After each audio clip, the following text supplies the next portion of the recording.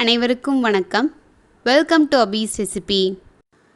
இன்றைக்கி இந்த வீடியோவில் உங்கள் கூட நான் என்ன ஷேர் பண்ணிக்க போகிறேன் அப்படின்னா, நாங்கள் ரீசெண்டாக இப்போ தான் வந்துட்டு ஒரு ஃபங்க்ஷனுக்கு ஊருக்கு போயிட்டு வந்தோம். அடுத்த நாளே அவருக்கு ஆஃபீஸ் போகிற மாதிரி இருந்துச்சு. லஞ்ச் பேக் பண்ணோம். ரொம்ப டயர்டாகவும் இருந்துச்சு. அவங்களுக்குமே டயர்டாக தான் இருக்கும். ஸோ வெளியில் வாங்கி சாப்பிட்றதுக்கு பதிலாக வீட்லேயே ரொம்ப சிம்பிளாக நம்ம செஞ்சு கொடுத்துட்டோம் அப்படின்னா நம்மளுக்கு கூட பரவாயில்ல, அவங்க வேலைக்கு போகணும், கொஞ்சம் ஹெல்த்தியாகவும் இருக்கும்.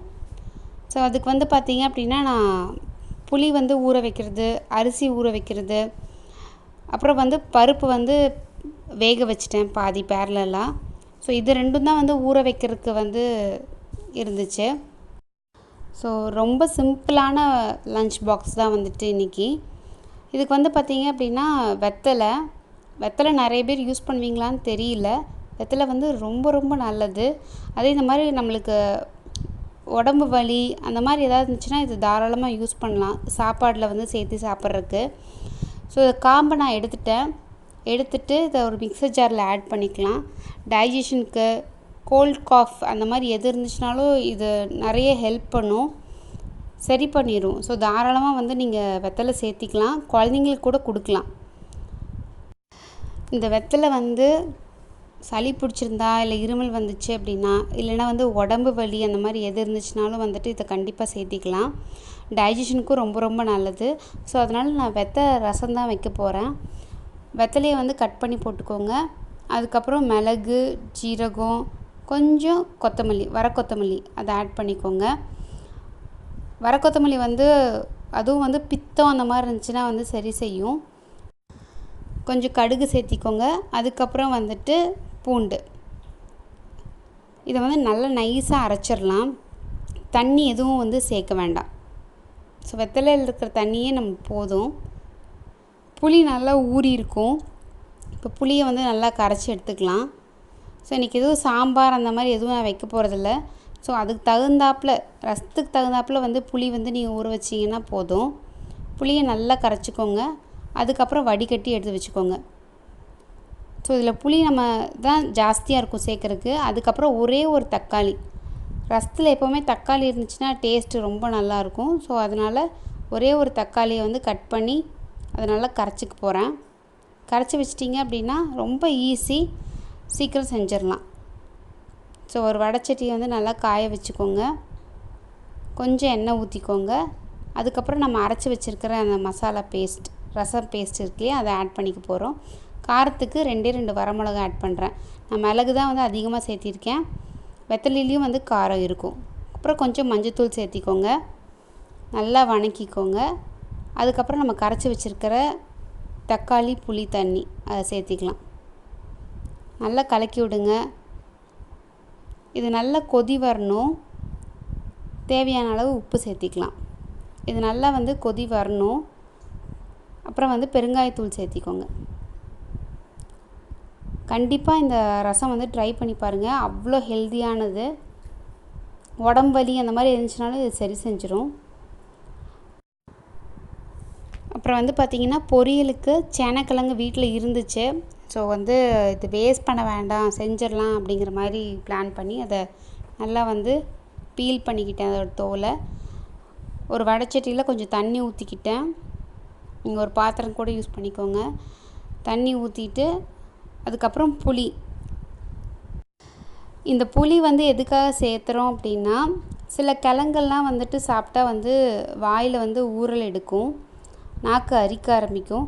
ஸோ அந்த மாதிரி இது புளி சேர்த்தி நம்ம வேக வச்சிட்டோம் அப்படின்னா அதை நல்லா அவாய்ட் பண்ணிடும். அந்த மாதிரி ஒரு இதே இருக்காது, ஊறலே இருக்காது. ஸோ கொஞ்சம் மஞ்சத்தூள், உப்பு போட்டு நல்லா வேக வச்சுருங்க. நல்லா வேக வைக்கணும். இந்த அளவுக்கு வெந்துச்சுன்னா போதும். ஸோ இப்போ இதை நல்லா வடிகட்டி எடுத்துக்கோங்க. ஒரு வடைச்சட்டியில் எண்ணெய் ஊற்றிக்கோங்க. இதை நம்ம ஃப்ரை தான் பண்ண போகிறோம். ஸோ வேக வச்சுருக்கோம், மஞ்சத்தூள் போட்டு வேக வச்சுருக்கோம். அதுக்கப்புறம் நல்லா வடிகட்டிட்டு இதை எண்ணெயில் போட்டு பொரிச்சு எடுக்க போகிறோம். ரொம்ப நல்லா இருக்கும். கண்டிப்பாக இதை ட்ரை பண்ணி பாருங்கள். ரசம் ரொம்ப சிம்பிளான ரெசிபி தான். ஸோ தொட்டுக்கிறதுக்கு இந்த மாதிரி சைட் டிஷ் ஏதாவது இருந்துச்சுன்னா ரொம்ப நல்லாயிருக்கும். ஸோ இது நல்லா வந்து ஃப்ரை ஆனதுக்கப்புறம் எடுத்து வச்சுருங்க. இதில் வந்துட்டு கொஞ்சம் காரத்துக்கு தகுந்த மாதிரி மிளகாய்த்தூள், அதுக்கப்புறம் மல்லித்தூள், சீரகத்தூள், அதுக்கப்புறம் கரம் மசாலா, பெப்பர், அப்புறம் தேவையான அளவு உப்பு சேர்த்திக்கோங்க. உப்பு டேஸ்ட் பார்த்துக்கோங்க. இது நல்லா போட்டு பரட்டிட்டு அதுக்கப்புறம் வடைச்சட்டியில் கொஞ்சம் எண்ணெய் ஊற்றி கடுகு போட்டு கருவேப்பிலை சேர்த்திக்கோங்க. அப்புறம் சின்ன வெங்காயம் சேர்த்துனா ரொம்ப டேஸ்ட்டாக இருக்கும். வெங்காயம் சேர்த்து லைட்டாக வணக்கிட்டு இப்போ நம்ம மிக்ஸ் பண்ணி வச்சுருக்கோம் இல்லையா, அதை அந்த கிழங்கை வந்து இதில் ஆட் பண்ணிக்கலாம். நல்லா ஒரு 5 நிமிஷம் வந்து இது நல்லா ஃப்ரை ஆனால் போதும். நல்லா டேஸ்ட்டாக இருக்கும். ஸோ பருப்பு தாளிக்கிறதுக்கு வந்து என்னென்னு பார்த்தீங்க அப்படின்னா, ஒரு வடைச்சட்டியில் கொஞ்சம் எண்ணெய் ஊற்றிக்கிறேன். அப்புறம் கடுகு, இதில் வந்துட்டு பச்சை மிளகாவும் பூண்டும் தான் வந்து நான் சேர்த்துவேன். டேஸ்ட் ரொம்ப நல்லாயிருக்கும். அதுக்கப்புறம் கொஞ்சமாக வெங்காயம், சின்ன வெங்காயம் சேர்த்தலாம் இல்லை பெரிய வெங்காயம் சேர்த்தலாம், கொஞ்சமாக சேர்த்திக்கோங்க. பச்சை மிளகாவும் பூண்டும் தான் வந்து அதிகமாக இருக்கணும் காரத்துக்கு. அப்புறம் மஞ்சத்தூள் சேர்த்திக்கோங்க. இது நல்லா வந்து வணக்கி விட்டுருங்க. தேவையான அளவு உப்பு போட்டுக்கோங்க. இது ரொம்ப சிம்பிளான ரெசிபி, எல்லாத்துக்கும் பிடிக்கும். பருப்பு ரசம்னாலே வந்து நிறைய பேத்துக்கு வந்து ரொம்ப ஃபேவரட்டான டிஷ் அப்படின்னு சொல்லலாம். அதே மாதிரி ரொம்ப சிம்பிளான லஞ்ச் பாக்ஸ்னு சொல்லலாம். ஸோ இது நல்லா வணக்கி விட்டுட்டு வேக வச்சுருக்க பருப்பை ஊற்றி தாளிச்சிட்டோம் அப்படின்னா, ஒரு 2 கொதி வந்துருச்சு அப்படின்னா நம்மளுக்கு பருப்பு ரெடி ஆயிரும். இதில் தக்காளியும் சேர்த்துலாம். நிறைய பேர் தக்காளி போட்டு செய்வாங்க. ஸோ கண்டிப்பாக வந்துட்டு ட்ரை பண்ணி பாருங்கள். ஜீரகம் இதில் சேர்த்திருக்கோம். டேஸ்ட் ரொம்ப டிஃப்ரெண்ட்டாக இருக்கும். ஸோ இன்றைக்கி லஞ்ச் பாக்ஸுக்கு வந்து பார்த்திங்க அப்படின்னா ரைஸு, அதுக்கப்புறம் பருப்பு ரசம் இருந்துச்சுனாலே வந்துட்டு நல்லா தான் இருக்கும். So one of the favourite dish அப்படின்னு சொல்லலாம் என் ஹஸ்பண்டுக்கு. கொஞ்சம் நெய் வந்து இதில் ஆட் பண்ணிக்கலாம் டிஃபன் பாக்ஸில். சில பேர் நெய் சேர்ப்பாங்க, சில பேர் நெய் சேர்க்க மாட்டாங்க. ஸோ நான் தனியாக வந்து சேர்த்திருக்கேன். ஸோ உங்கள் வீட்டில் உங்கள் ஹஸ்பண்டுக்கு வந்துட்டு நீங்கள் என்ன செஞ்சால் அவங்களுக்கு ரொம்ப பிடிக்கும், அவங்களோட ஃபேவரட் என்ன அப்படின்னு சொல்லிட்டு நீங்கள் கீழே கமெண்ட் செக்ஷனில் எனக்கு சொல்லுங்கள். கண்டிப்பாக வந்து இந்த வீடியோ வந்து யூஸ்ஃபுல்லாக இருக்கும் நான் நினைக்கிறேன். ரொம்ப ஹெல்த்தியானது கூட. கண்டிப்பாக வந்து இந்த ரசம் வந்து ட்ரை பண்ணி பார்த்துட்டு உங்கள் கமெண்ட்ஸை வந்து கீழே எனக்கு கமெண்ட் செக்ஷனில் சொல்லுங்கள்.